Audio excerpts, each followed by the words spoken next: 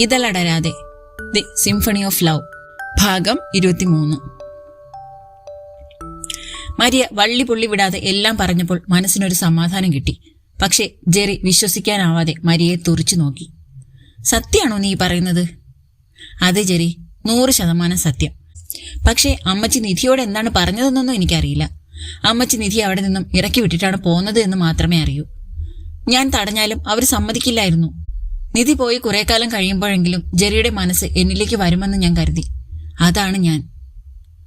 ഹൃദയം പിളർന്നു പോകുന്നത് പോലെ അപ്പച്ചന്റെയും അമ്മച്ചിയുടെയും എന്തൊരു അഭിനയമായിരുന്നു. ഏതൊരു മാതാപിതാക്കളും ഇങ്ങനെ വേണം മക്കളെ സ്നേഹിക്കാൻ. അപ്പച്ചന്റെ കാര്യം പോട്ടെ, എങ്ങനെ തോന്നി അമ്മച്ചിക്ക് ഇത്രയും ക്രൂരയാകാൻ? ജെറി ചിന്തിച്ചത് അതായിരുന്നു. ഇനി ഡിവോഴ്സ് കൊടുക്കാൻ ഒന്ന് വന്നു പോവും. പക്ഷേ വീട്ടിലേക്കൊരു മടക്കം ഇനി ഉണ്ടാകില്ല. ജെറി തീരുമാനിച്ചുറപ്പിച്ചു. അവിടെയുള്ളവരൊന്നും തന്റെ ആരുമല്ല. ഇനി അവരെ അഭിമുഖീകരിക്കാൻ തനിക്കാവില്ല. അങ്ങനെ സംഭവിച്ചാൽ പിന്നെ എന്താണ് ഉണ്ടാവുകയെന്നും അറിയില്ല. ഒരുപക്ഷെ വല്യപ്പച്ചനും ഇക്കാര്യം അറിയാമായിരുന്നിരിക്കും. ഒരു ദീർഘനിശ്വാസത്തോടെ അതിദയനീയമായി ജെറി മരിയയോട് ചോദിച്ചു, ഇക്കാര്യം നിനക്ക് അന്നേ എന്നോട് പറയായിരുന്നല്ലോ മരിയ. അപ്പോ നിന്റെ സ്വാർത്ഥ സ്നേഹത്തിനു വേണ്ടി അമ്മച്ചിക്ക് കൂട്ടുനിന്നു. നിന്റെ സ്വാർത്ഥത കൊണ്ട് നീ എന്താണ് നേടിയത്? നിന്റെ ജീവിതവും എന്റെ ജീവിതവും തകർന്നു.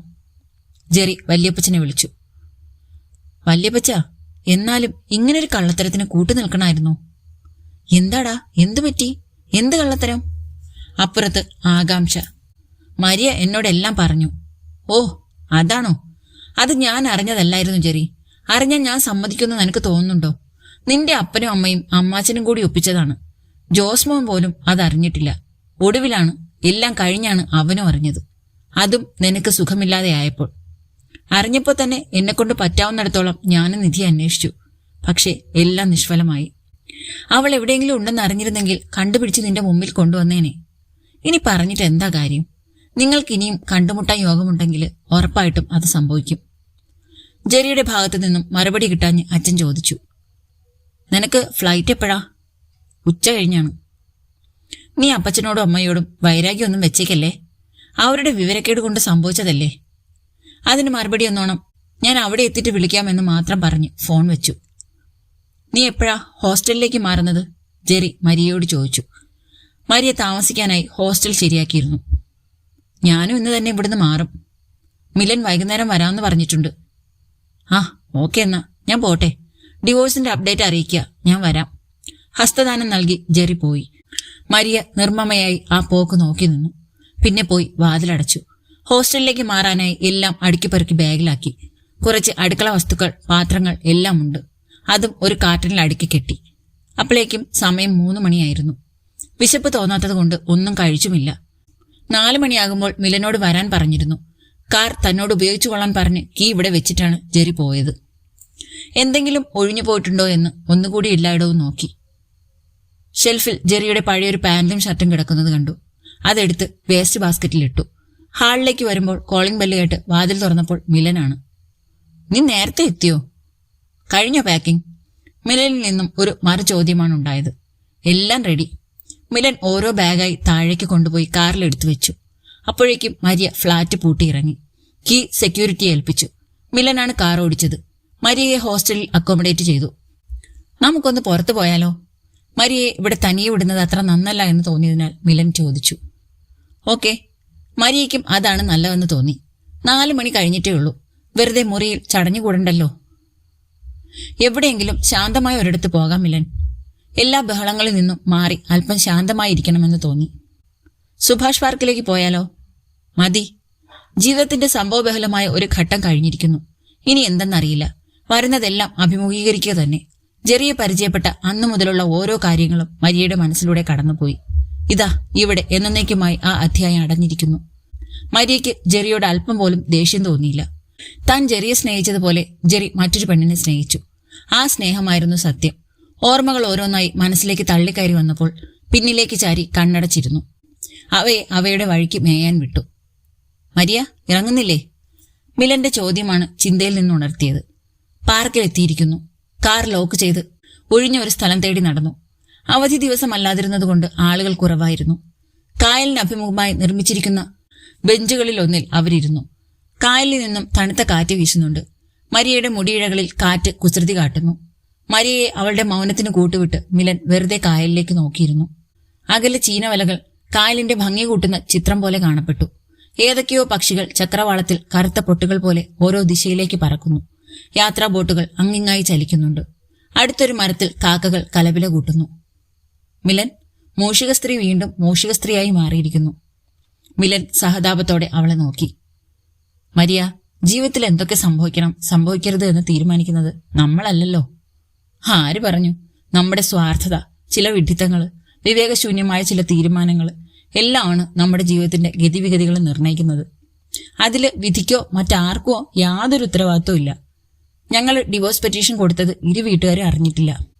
അറിയുമ്പോൾ ഭൂമി കീഴ്മേൽ മറിക്കും. രണ്ടു കൂട്ടരും തമ്മിൽ ബദ്ധശത്രുക്കളാകും. ഞാൻ അന്നെടുത്ത ഏക തീരുമാനത്തിന്റെ പരിണിത ഫലമാണിതെല്ലാം. ജെറി തന്നെ എന്നെ വിലക്കിയതാണ്. നീയും എന്നെ പറഞ്ഞ് മനസ്സിലാക്കാൻ നോക്കിയതല്ലേ. പക്ഷെ ഞാനോ? അപ്പോ ഞാനിതെല്ലാം അനുഭവിക്കണം. ഛേ, നീ അങ്ങനെയൊന്നും ചിന്തിക്കല്ലേ. കഴിഞ്ഞത് കഴിഞ്ഞു. ഇനി മുന്നോട്ടുള്ള കാര്യങ്ങൾ ആലോചിക്കുക. അതാണ് മിലൻ. ഒരിക്കലും മറക്കാത്ത നല്ലൊരു അധ്യായമാണ് മറിഞ്ഞുപോയത്. ചില നല്ല പാഠങ്ങളും പഠിച്ചു. ഇനിയൊരു തെറ്റുണ്ടാകാത്ത വിധത്തിലുള്ള ഒരു പാഠം. മിലൻ മരിയയെ ചേർത്ത് പിടിച്ചു. മരിയയുടെ കണ്ണുകളിൽ ഒരു കടൽ ഓളം വെട്ടി. പിന്നെ അത് അവിടെ കിടന്നിരമ്പി. ഇതേ സമയം ജെറിയെയും വഹിച്ചുകൊണ്ട് വിമാനം മേഘങ്ങൾക്കിടയിലൂടെ സഞ്ചാരം തുടങ്ങിക്കഴിഞ്ഞിരുന്നു. ജെറിയെയും വഹിച്ചുകൊണ്ട് പറന്നുയർന്ന വിമാനം 3.5 മണിക്കൂറിന് ശേഷം അബുദാബി എയർപോർട്ടിലെത്തി. അവിടെ നിന്നും കയാക്ക് എയറിൽ കാലിഫോർണിയയ്ക്ക്. അതിവിശാലമായ അറ്റ്ലാന്റിക് സമുദ്രത്തിന് മുകളിലൂടെ പറക്കുമ്പോൾ സൂര്യപ്രകാശത്തിൽ വെട്ടിത്തിളങ്ങുന്ന സമുദ്രത്തിന്റെ ഭംഗി ആസ്വദിക്കാനുള്ള മാനസികാവസ്ഥയിലായിരുന്നില്ല ജെറി. അവസാന നിമിഷം മരിയ പറഞ്ഞറിഞ്ഞ സത്യങ്ങളിൽ കുരുങ്ങി മനസ്സ് ശ്വാസം മുട്ടി പിടയുകയായിരുന്നു. അപ്പച്ചന്റെയും അമ്മച്ചിയുടെയും വിനീത വിധേയനായി ജീവിച്ച താൻ നിധിയെ കണ്ടുമുട്ടിയില്ലായിരുന്നെങ്കിൽ യാതൊന്നും സംഭവിക്കാതെ ഒഴുക്കിനൊത്ത് ഒഴുകിപ്പോകുന്ന ഒരു കളിപ്പാവെ പോലെ ആയനെ. നിധിയെ കണ്ടുമുട്ടിയ അന്നു മുതൽ തന്റെ ജീവിതം മറ്റൊരു പാതയിലൂടെ സഞ്ചരിക്കുകയായിരുന്നു. വിരസമായ ഇരവു പകലുകളും ദിനചര്യകളും അന്നു മുതൽ മാറിമറിയാൻ തുടങ്ങി. അന്തസ്സിന്റെയും ആഭിജാത്യത്തിന്റെയും പേരിൽ മനസ്സിന്റെ ആഴങ്ങളിൽ കുഴിച്ചുമൂടിയ പവിഴങ്ങളും മുത്തുകളും അവിടെ കിടന്ന് വെട്ടിത്തിളങ്ങി. അവയെ കയ്യിലെടുത്ത് താലോലിച്ച് ഭംഗി ആസ്വദിച്ചു. ഉഷ്ണപ്രവാഹങ്ങളിൽ എരിപൊരി സഞ്ചാരങ്ങൾ നടത്തി. മനസ്സിന്റെ സ്വസ്ഥത കെട്ടുപോയെങ്കിലും ആ അസ്വസ്ഥതകളൊക്കെ മധുരതരമായിരുന്നു. ഒരു മനുഷ്യൻ പ്രണയച്ചുഴിയിൽപ്പെട്ടാൽ അതോടെ അവന്റെ സമാധാനം നഷ്ടമാകുന്നു. ഒരു തീരുമാനത്തിലെത്തിയാൽ പിന്നെ വല്ലാത്തൊരു ധൈര്യമാണ് മനസ്സിന്. പിന്നെ യാതൊന്നിനെയും ഭയമില്ല.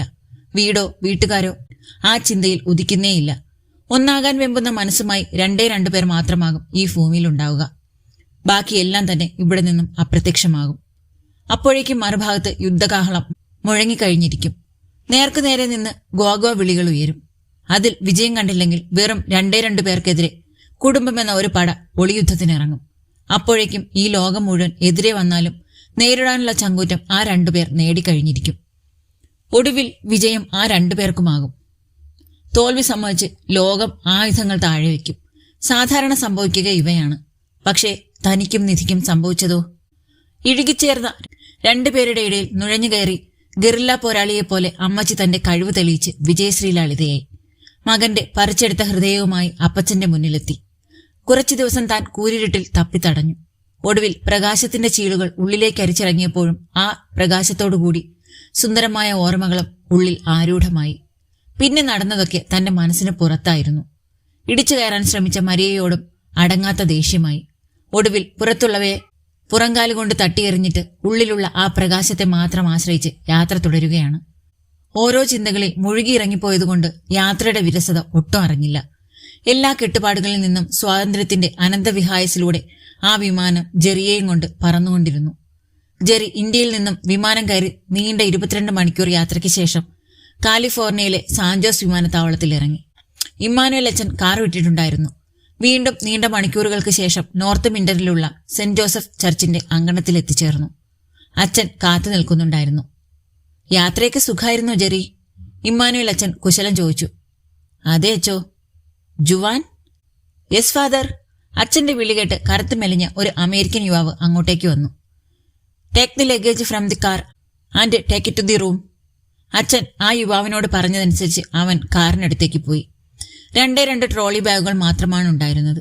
അത് ജുവാൻ മുറിയിൽ കൊണ്ടുപോയി വെച്ചിട്ട് തിരിച്ചു വന്നു. ജെറി വിശ്രമിക്കൂ, യാത്രാക്ഷീണമൊക്കെ മാറട്ടെ, എന്നിട്ട് വിശദമായി സംസാരിക്കാം. ജെറി മുറിയിലേക്ക് പോകുമ്പോൾ മറ്റൊരു കാറിന്റെ ശബ്ദം കേട്ടു. പിന്നാലെ ഒരു സ്ത്രീയുടെ അഭിവാദനവും അതിന് പിന്നാലെ ക്ഷമാപണവും കേട്ടു. ഞാൻ വൈകിയോ ഫാദർ? ഇല്ല, എന്റെ ഗസ്റ്റ് ഇപ്പോൾ എത്തിയതേ ഉള്ളൂ. സോഫി വരൂ, ഞങ്ങൾ കാത്തിരിക്കുകയായിരുന്നു. ജുവാൻ, മോൾക്ക് കുറവില്ലെങ്കിൽ ഹോസ്പിറ്റലിലേക്ക് കൊണ്ടുവരൂ. ഇതുപോലെ രോഗലക്ഷണങ്ങളുമായി കുറച്ച് കുട്ടികളെ കൂടി അവിടെ കൊണ്ടുവന്നിട്ടുണ്ട്. Yes ma'am. ജുവാൻ വിഷാദത്തോടെ സമ്മതം മൂളി. ഫാദർ, എന്നാൽ നമുക്ക് എമിലിന്റെ അടുത്തേക്ക് പോവാം. അച്ഛനും സോഫിയും കാറിൽ കയറിപ്പോയി. ജുവാൻ വേഗം വീട്ടിലേക്ക് നടന്നു. ആകെ ക്ഷീണിച്ചു തളർന്നു കിടക്കുന്ന മോളെ കണ്ടിട്ടാണ് ഇങ്ങോട്ട് വന്നത്. ഇന്ന് ഏതായാലും സോഫി മാമിന്റെ ഹോസ്പിറ്റലിൽ കൊണ്ടുപോകാൻ പറ്റുമെന്ന് തോന്നുന്നില്ല. ഗ്രാനിയുടെ ജന്മദിനമാണ്. ഗ്രാനിയുടെ അടുത്ത് പോകണം. മോൾക്ക് മരുന്നുകൾ കൊടുക്കുന്നുണ്ടല്ലോ. ഏതെങ്കിലും തെരുവിൽ ഒരു കുറ്റവാളിയായി തീരേണ്ട തന്റെ ജീവിതം നല്ലൊരു പാതയിലൂടെ കടത്തിവിട്ടത് ആ നല്ല അമ്മയാണ്. തനിക്കൊരു നല്ല ജീവിതം ഉണ്ടാകുവാനും കാരണം അവരാണ്. ഗ്രാനിക്ക് ഏറെ പ്രായമായി. ഇനി എത്ര കാലം ഈ ഭൂമിയിൽ ഉണ്ടാകുമെന്നറിയില്ല.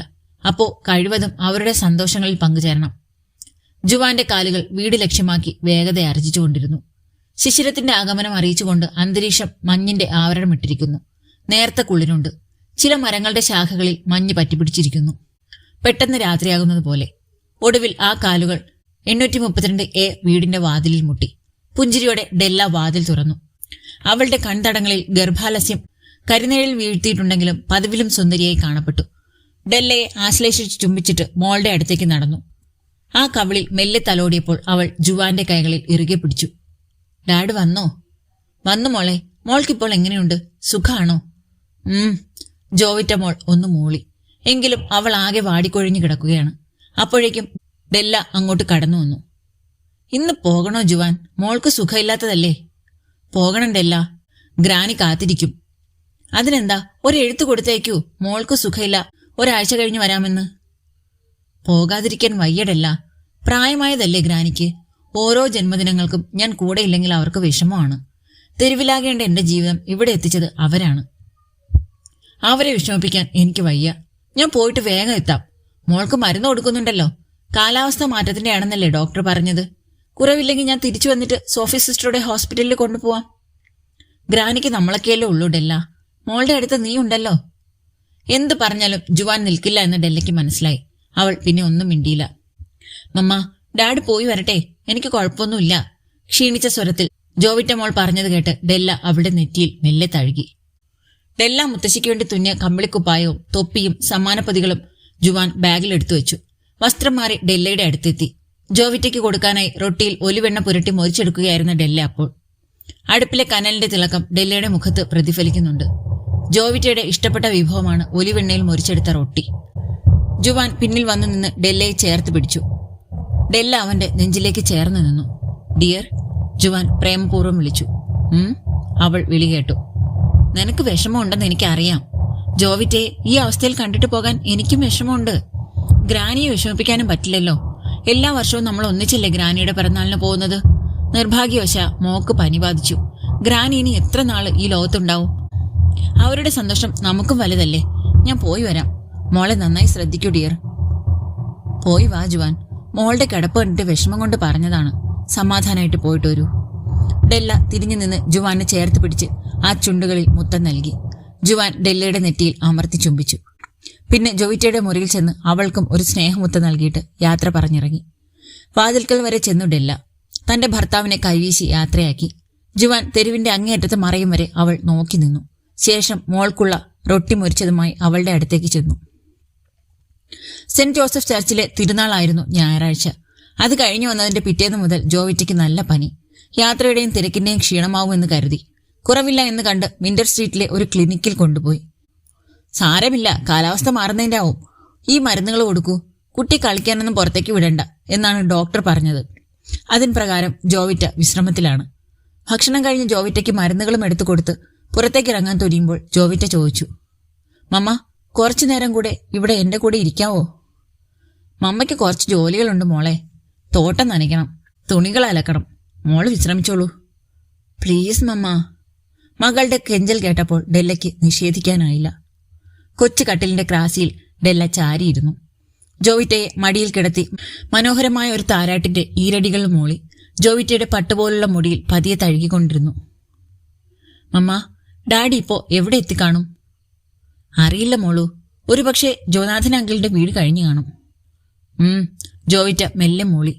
മരുന്നിന്റെ സെഡേഷനിൽ അവൾക്ക് നന്നായി മയക്കം വരുന്നുണ്ടായിരുന്നു. ജോവിറ്റ ഉറങ്ങിയെന്നുറപ്പായപ്പോൾ അവളെ മെല്ലെ മടിയിൽ നിന്നും ഇറക്കിക്കിടത്തി പുതപ്പെടുത്ത് നന്നായി പുതപ്പിച്ചു. എന്നിട്ട് വാതിൽ ചാരി ഡെല്ല പുറത്തേക്കിറങ്ങി. പുറത്തെ ജോലികളൊക്കെ തീർത്ത് തണുപ്പുകാലത്തേക്കുള്ള സ്വെറ്ററുകൾ തുന്നാനിരിക്കുമ്പോൾ ഡെല്ല ഓർക്കുകയായിരുന്നു സൗത്ത് സ്ട്രീറ്റിലുള്ള ലിയോണി അമ്മായിയുടെ സ്നോഡൻ സ്വീറ്റ്സ് ബേക്കറിയിൽ വെച്ച് ജുവാനെ കണ്ടുമുട്ടിയത്. തനിക്ക് പലഹാരങ്ങൾ പൊതിയുന്ന ജോലിയായിരുന്നു. മമ്മ മരിച്ചതിന് ശേഷം ഡാഡ് തന്നെ ഉപേക്ഷിച്ചു പോയി. അനാഥയായ തന്നെ ലിയോണി അമ്മായിയാണ് എടുത്തു വളർത്തിയത്. ചെറുപ്പം മുതൽ ബേക്കറിയിൽ ഓരോ ജോലികളിൽ സഹായിക്കാൻ തന്നെയും വിളിക്കും. ചെറിയ പിഴവിന് പോലും കടുത്ത ശിക്ഷയായിരുന്നു. അടിസ്ഥാന വിദ്യാഭ്യാസം കഴിഞ്ഞപ്പോൾ മുഴുവൻ സമയവും ജോലിയിലായി. തനിക്കാകുമ്പോൾ ശമ്പളം വേണ്ട എന്നൊരു ലാഭവും കൂടി ഉണ്ടായിരുന്നു. അല്പം ഭക്ഷണവും കിടക്കാനൊരിടവുമായിരുന്നു തന്നെ സംബന്ധിച്ചിടത്തോളം വലുത്. അമ്മായി ദുഷ്ടയായിരുന്നെങ്കിലും അവിടെ താൻ സംതൃപ്തയായിരുന്നു. ആ ഇടയ്ക്കാണ് ബേക്കറിയിൽ വിതരണ വിഭാഗത്തിൽ ജുവാൻ ജോലിക്ക് കയറിയത്. മെലിഞ്ഞു നീണ്ട രൂപം, പച്ച കണ്ണുകൾ, അല്പം കൂർത്ത മുഖം. ഒറ്റനോട്ടത്തിൽ ആർക്കും ഇഷ്ടപ്പെടില്ല. എങ്കിലും ആൾ മാന്യനും സൽസ്വഭാവിയും ആരെയും ആകർഷിക്കുന്ന പെരുമാറ്റത്തിനുടമയുമായിരുന്നു. അയാൾ വന്നതിൽ പിന്നെ ലിയോണി അമ്മായിയുടെ കച്ചവടം അല്പം മെച്ചപ്പെട്ടു. കാരണം ജുവാന് കസ്റ്റമേഴ്സിനെ കയ്യിലെടുക്കാനുള്ള വാക്ചാതുര്യം ഉണ്ടായിരുന്നു. ഒരു ദിവസം ലിയോണി അമ്മായി ബേക്കറിയിലേക്കുള്ള മാവ്, ഒലിവെണ്ണ മുതലായ അസംസ്കൃത വസ്തുക്കൾ വാങ്ങുവാൻ പോയി തിരിച്ചു വന്നപ്പോൾ ബട്ടർ കേക്ക് വാങ്ങാൻ വന്ന ഒരു കസ്റ്റമർ അത് സമയത്തിന് കിട്ടിയില്ല എന്ന് പറഞ്ഞ് ബഹളം വെച്ചുകൊണ്ടിരിക്കുന്നു. അയാളെ സമാധാനിപ്പിച്ച് ഉള്ളിലേക്ക് പാഞ്ഞു വന്ന അമ്മായി തന്നെ രൂക്ഷമായൊരു നോട്ടം നോക്കി. താൻ പൊതിഞ്ഞുകൊണ്ടിരുന്ന ബട്ടർ കേക്ക് പിടിച്ചു വാങ്ങി പൊതിഞ്ഞ് അയാൾക്ക് കൊണ്ടുപോയി കൊടുത്തു. സോറി പറഞ്ഞ് അയാളെ പറഞ്ഞുവിട്ടു. തിരിച്ചു വന്ന് മറ്റുള്ള ജോലിക്കാർ കാണുകയെ തന്റെ കവിളത്ത് ആഞ്ഞടിച്ചു. കൂടെ ഭർസനവും. തിന്നു മുടിപ്പിക്കാനുണ്ടായ ജന്തു, നിന്നെ സംരക്ഷിക്കുന്ന എന്നെ പറഞ്ഞാൽ മതിയല്ലോ. ഇനി ഇങ്ങനെ എന്തെങ്കിലും സംഭവിച്ച തെരുവിലേക്ക് ഇറക്കിവിടും, കേട്ടല്ലോ, ശവം. ആ കെട്ടിടം മുഴുവൻ പ്രതിധ്വനിച്ചു ആ ശബ്ദം. തുടരും. അടുത്ത പാർട്ടുമായിട്ട് അടുത്ത ദിവസം കാണാം കേട്ടോ.